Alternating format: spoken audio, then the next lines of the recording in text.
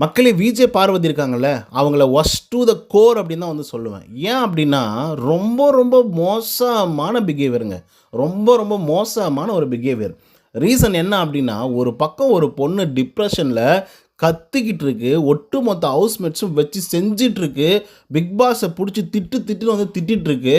அப்படி இருக்கும்போது, இவங்க கன்டென்ட்டுக்காக என்னென்ன விஷயங்கள் பண்றாங்க தெரியுமா? இப்ப நீங்க இமேஜ் ஒண்ணு பார்த்துருக்கீங்கல்ல, அதில கையில வந்து மைக்க புடிச்சு கொஞ்சம் நீட்டிட்டு இருக்கிற மாரி வந்து இருக்கும். இது எதுக்காக பண்ணாங்க தெரியுமா? ஆக்சுவலா நந்தினி கத்திட்டு மைக்கும் போட முடியாது, மண்ணும் போட முடியாது அப்படிங்கிற ஒரு முடிவுல போய்ட்டாங்க. அதுக்கப்புறம் அவங்க கிட்ட போய் பேச ஆரம்பிச்ச பார்வதி அவர்கள் உண்மையாவே அவங்க மேல கன்சர்ன் இருக்கு, அவங்க மேல பரிதாபம் இருக்கு, அவங்கள சரி பண்ணிக்கணும் அப்படின்னு நெனச்சு போயிருந்தாங்க அப்படின்னா, இந்த மைக்கெல்லாம் நீட்டிக்கிட்டு நீங்க வந்து இவங்கள பத்தி என்ன நெனைக்கிறீங்க? அவங்கள பத்தி என்ன நெனைக்கிறீங்க? அவங்க என்ன உங்களுக்கு பண்ணிட்டாங்க? இவங்க என்ன உங்களுக்கு பண்ணிட்டாங்க? அப்படின்னு சொல்லி சத்தியமா கேள்வி வந்து எழுப்பியிருக்க மாட்டாங்க. ஏன்னா அவ்வளோ டிப்ரஷன்ல அந்த பொண்ணு வந்து இருந்துட்டு இருக்கு. ஆனா அந்த விஷயத்த வந்து விஜே பார்வதி பண்றாங்க. ஒரு பிளேஸ்ல உட்காந்து பேசுறாங்க. அந்த நேரத்தில மைக்க நீட்டி அவங்க என்ன பேசுறாங்களோ அத பதிவு பண்றாங்க. அவங்க ஆதிரை பத்தி பேசுறாங்க, கெமி பத்தி பேசுறாங்க, வினோத் பத்தி பேசுறாங்க. எல்லார பத்தியும் பேசிட்டு இருக்காங்க. அது எல்லாமே வந்து மைக்ல ரெக்கார்ட் ஆகுது. ஆன் ரெக்கார்டிங்ல வந்து இருந்துட்டு இருக்கு. அவ்வளோ டிப்ரஷன்ல கத்துறது.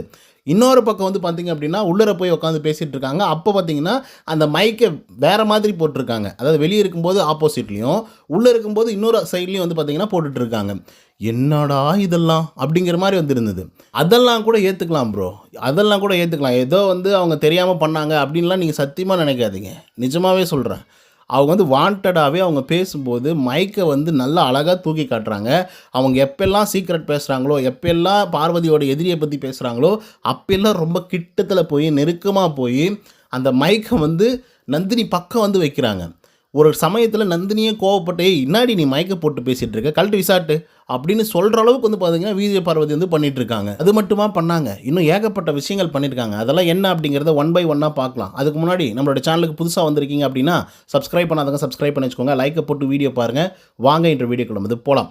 ஆக்சுவலா நேத்திக்கு நந்தினி பயங்கரமா புடிச்சு எல்லாரையும் கத்தி விட்டாங்க. ரீசன் என்ன அப்படின்னு பார்த்தீங்கன்னா, ஒவ்வொருத்தரும் ஒவ்வொரு மாதிரி வந்திருக்காங்க. திடீர்னு மூஞ்சிக்கு முன்னாடி பார்த்தா ஒரு மாதிரி பேசுறாங்க, பின்னாடி போனா வேற மாதிரி பேசுறாங்க.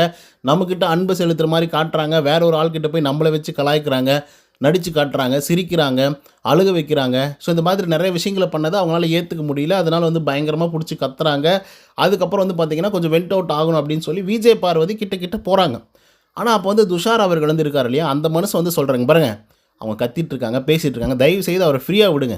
தனியா விடுங்க. அவங்க என்ன வேணா பேசட்டும். என்ன வேணா பண்ணட்டும். ஆனா அவங்கள தனியா விடுங்க. தயவு செய்து போகாதீங்க. அப்படின்னு வந்து சொல்றாங்க. அதுக்கு வந்து பார்வதி அவர்கள் வந்து, "ஏய் நீ யாரு? நீ யாரு? ஃபர்ஸ்ட்டு கை எடு. தேவையில்லாமலாம் பண்ணிட்டு இருக்காத. நான் அவகிட்ட பேசுவேன். நீ யாரு சொல்றது? பேச வேணாம் அப்படின்னு சொல்லி. கெளம்பு. நீ கெளம்பு." அப்படிங்கிற மாரி ரொம்ப ரூடா வந்து பேசியிருப்பாங்க. அதனால துஷார் வந்து பயங்கர காண்டாயிட்டாரு. அதுக்கப்புறம் அதுக்கான ரிப்ளை வந்து குடுத்தாருன்னு வச்சுக்கோங்க. இப்போ உங்களுக்கு ஒரு டவுட் வரும். ஏப்பா பார்வதி நந்தினி கிட்ட போயி அவங்கள காம்ப்ரமைஸ் பண்றதுக்காகவும், அவங்கள காம் டவுன் பண்றதுக்காகவும் தான் போனாங்க. நீ என்னப்பா இப்படி சொல்ற? அப்படின்னு சொல்லி நீங்க கேட்கலாம். அதுக்கு ஏகப்பட்ட ரீசன்ஸ் வந்து இருக்கு. முதல் ரீசன் என்ன அப்படின்னு பார்த்தீங்கன்னா, அவங்க காம்ப்ரமைஸ் பேச போனவங்க, காம் டவுன் பண்ண போனவங்க, அவங்க அத மட்டும் பண்ணியிருந்தா பரவாயில்லையே!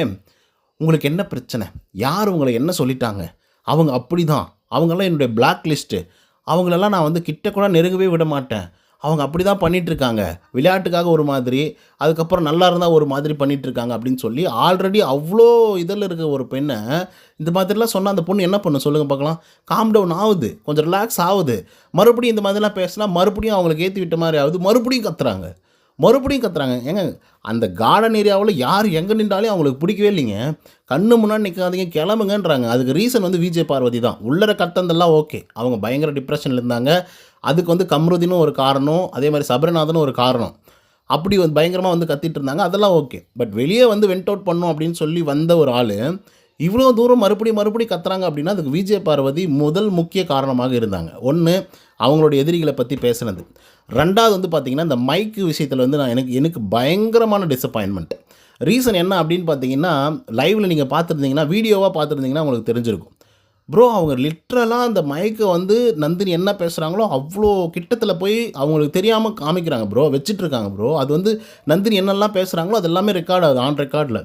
அவங்க ஆக்சுவலா நந்தினி வந்து நான் என்ன பேசுறேன் அப்படிங்கிறது யாருமே கேட்கக்கூடாது அப்படின்றது, அதனால தான் அவங்க மைக்கெல்லாம் தூக்கி போட்டு எனக்கு இந்த விளையாட்டும் வேணாம், ஒண்ணும் வேணாம், மண்ணும் வேணாம் அப்படின்னு சொல்லி போறாங்க. இவங்க அட்லீஸ்ட் கலையரசனாவது வந்து அந்த மைக்கெல்லாம் போடாம போனாப்ல. அதே மாதிரி துஷார் போட்டுட்டு இருந்தாரு. அதனால நந்தினிக்கு எந்த பிரச்சனையும் கிடையாது. ஆனா விஜய் பார்வதி அத ஒரு டூலா பயன்படுத்தி நெறைய விஷயங்கள வந்து பார்த்தீங்கன்னா, எக்ஸ்போஸ் பண்றேன். அவங்கலாம் அப்படிதான், இப்படிதான் அப்படின்றத வந்து காமிக்கிறதுக்காக சில விஷயத்த பண்ணாங்க. அது ரொம்ப ரொம்ப மோசம் ப்ரோ. ரொம்ப ரொம்ப மோசம். 3வது விஷயம் துஷார வந்து எதிர்த்துட்டாங்க. ஏன்னா துஷார் வந்து சொன்னாரு, "அவங்கள தனியா விடுங்க. அவங்க வென்ட் அவுட் பண்றாங்க. தயவுசெய்து உள்ளார போய் ஏதாவது ஒண்ணு குழப்பி விடாதீங்க. ஏத்தி விடாதீங்க. நீங்க அத தான் பண்ணிட்டு இருக்கீங்க." அப்படின்னு வந்து சொன்னாரு. அத வந்து பார்வதியால ஏத்துக்கவே முடியல. மனுஷன் ஒரு மாதிரி உடஞ்சு அழுந்துட்டாப்புல. நந்தினி இருக்காங்கல்ல, அவங்க உடஞ்சு அழுந்துட்டாங்க. "அப்பா என்னால முடியலடா. என்ன எப்படியாவது வெளிய அனுப்பிச்சிருங்கடா. நீ வந்து ஒரு டிசர்வ்டு தான்டா. தயவுசெய்து என்ன எப்படியானா வெளிய அனுப்பிச்சிடுறா ப்ளீஸ்டா" அப்படின்னு சொல்லி அவங்க கெஞ்சி அழுதுட்டு இருக்காங்க. "என்னால முடியல இந்த மாதிரி ஆட்கள் கிட்ட" அப்படின்னு சொல்லி. அந்த ஆளு ஒட்டஞ்சு அழுறாரு. நந்தினி அழுறதுனால. "ஏன்க்கா இப்படிலாம் பேசுறீங்க? நீங்க டிசர்வ்டுக்கா. நீங்க இருக்கணும்க்கா. உங்களுக்கு யாரெல்லாம் இந்த மாரி தாங்க பண்றாங்க. ஏத்தி விடுறாங்கக்கா. வேணாம்க்கா விடுக்கா. நீ ஃப்ரீயா விடுக்கா. நீ நல்லா வருவக்கா. சூப்பரா விளையாடுவக்கா" அப்படின்னு சொல்லி அவர் ஒரு பக்கம் உட்காந்து அழுவுறாருங்க. லிட்ரலா பயங்கரமா அழுவுறாரு சொல்லப்போனா. அப்பல்லாம் நிஜமா சொல்றேன். யாருக்காகவும் பெருசா அந்த அளவுக்கு அழமாட்டாங்க. ஏன்னா அந்த மனுஷன் பார்க்கும்போது வந்து பியூரா இருக்கிற மாரி தான் வந்து இருந்துட்டுருக்கு. நான் சொல்றேன். நடிக்கிறலாம் செய்யல அவரு. ஸோ அப்படி இருந்துட்டு இருந்த ஒரு ஆளு. திடீர்னு பார்வதி வந்து முன்னாடி நின்ற உடனே அப்பயும் கத்துறாங்க நந்தினி. பயங்கரமா "இப்ப என்னாத்துக்கு இங்க வந்து நிக்கிறீங்க? என்ன மயிரு நடக்குது இங்கன்னு நெனச்சுன்னு இருக்கிறீங்க? கெளம்புங்க எல்லாரும் உள்ளார போங்க. உள்ளார போய் எல்லாரும் பேசுங்க போங்க." அப்படின்னு சொல்லி கத்திட்டு இருக்காங்க. அந்த இடத்துல பார்வதி வராங்க. அந்த இடத்துல பார்வதி வந்த உடனே துஷாருக்கு செம்ம கோவம் வந்துருது. மறுபடியும் வராங்க கிட்ட கிட்ட. "நீங்க வராதீங்கன்னு நான் சொல்றேன்ல, வராதீங்க. அவங்க வேணான்னு சொல்றாங்கல்ல, விட்டுருங்கனாலும்" "இல்ல நான் வருவேன்" அப்படின்னு சொல்லி வராங்க. துஷார் புடிச்சு தாச்சு பூச்சுன்னு கத்தி விட்டாப்புல. "உங்களுக்கெல்லாம் சொன்னா புரியவே புரியாதா? உங்களுக்கெல்லாம் சொன்னா தெரியவே தெரியாதா? அவங்க ஆல்ரெடி அப்படி அழுதுட்டு இருக்காங்கல்ல. அவங்க தான் சொல்றாங்கல்ல, வென்ட் அவுட் பண்ணணும். தயவுசெய்து ஃப்ரீயா விடுங்கன்னு சொல்றாங்கல்ல. வராதீங்கன்னு சொல்றாங்கல்ல. உள்ள போக சொல்றாங்கல்ல. போக வேண்டியது தானே. ஏன் நீங்க இப்படியெல்லாம் முன்னாடி வந்து கன்டென்ட்டுக்காக இப்படி பண்றீங்க? நீங்க ஏன் இப்படி வந்து இன்ஹியூமன் பீயிங்கா வந்து இருந்துட்டு இருக்கீங்க?" அப்படின்னு சொல்லி பார்வதிய புடிச்சு பொலன்னு பொளந்தாப்புல. உடனே பார்வதிக்கு வந்து துஷார் மேல செம்ம கோவம். கோவம் வந்த உடனே என்ன சொல்றாங்க, நந்தினி கிட்ட அப்படியே சாக்கு போக்குல வந்து "துஷார் கூட சரியில்லப்பா, சரியில்ல. அவன கூட பிளாக் லிஸ்ட்ல போடணும். அவன் கூட சரியில்ல ஆளு. சின்ன பையன்னு பார்த்தா ரொம்ப பேசுறான் அவன்." அப்படிங்கிற மாதிரி வந்து பார்வதி நந்தினி கிட்ட சொல்றாங்க. அதுக்கு நந்தினி வந்து ரிப்ளை பண்ணிட்டாங்கங்க. "அந்த மாரிலாம் துஷார நினைக்காத. அவன் நல்ல பையன். நல்ல பியூர் சோல். அந்த மாரிலாம் சொல்லாதீங்க" அப்படின்னு சொல்றாங்க. திவாகரும் அதே தான் சொன்னாரு. என்ன சொன்னாருன்னா, "துஷார் வந்து ரொம்ப ஓவரா பண்றான்" அப்படின்னு சொன்ன உடனே நந்தினிக்கு செம்ம கோவம் வந்து திவாகர புடிச்சு திட்டி விட்டுர்றாங்க. "கெளம்பு மொதல்ல. கெளம்பு. உன்ன யார் இங்க உட்கார சொன்னது? கெளம்பு, கெளம்பு" அப்படின்னு சொல்லி.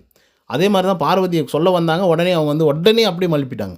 ஓகே, அவன் ஒரு நல்ல பர்சன் தான். சின்ன பையன், பியூர் சோல் தான். அதில எந்த விதமான மாற்று கருத்துமே இல்ல. ஆனா அப்பப்போ கொஞ்சம் அப்படி ஆயிடுறான் அப்படின்னு சொல்லிட்டு இவங்களாவே ஒண்ணு கதை கட்டுறாங்க. ஸோ இதெல்லாம் நான் எதுக்காக பேசிட்டு இருக்கேன் அப்படின்னு பார்த்தீங்கன்னா, ஆல்ரெடி ஒரு ஆள் வந்து பயங்கர கோவத்தில அவங்களுக்கு மென்டலா ஏதோ பிரச்சனைகள் வந்து இருக்கு. உண்மையாவே இருக்கு. அதே மாரி இந்த சாமி, சக்தி அப்படின்றதுல ஒரு மிகப்பெரிய அளவுல நம்பிக்கையும் வந்து இருந்துட்டு இருக்கு.